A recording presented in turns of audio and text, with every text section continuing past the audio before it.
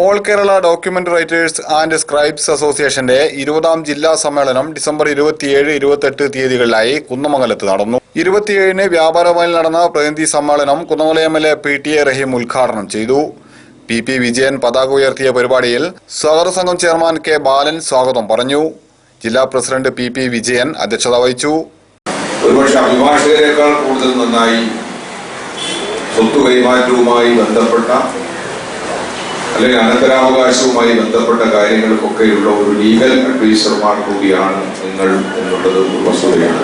S. Krishnaswamy Pillai സംഘടനാ അവലോകനം നടത്തി. MP Janardhanan, M. Dharmajan, Janardhanan Kalarikkandi, B. Pokker, E. Rajagopalan, KP Naseer Ahmed തുടങ്ങിയവർ സംസാരിച്ചു. രാവിലെ നടന്ന പ്രകടനത്തോടെ പൊതുസമ്മേളനം സെഞ്ചുറി ഹാളിൽ ആരംഭിച്ചു. ജില്ലാ വൈസ് പ്രസിഡന്റ് E. സുരേന്ദ്രൻ സ്വാഗതം പറഞ്ഞ പരിപാടിയിൽ PP വിജയൻ അധ്യക്ഷത വഹിച്ചു. OM ദിനകരൻ മുഖ്യപ്രഭാഷണം നടത്തി.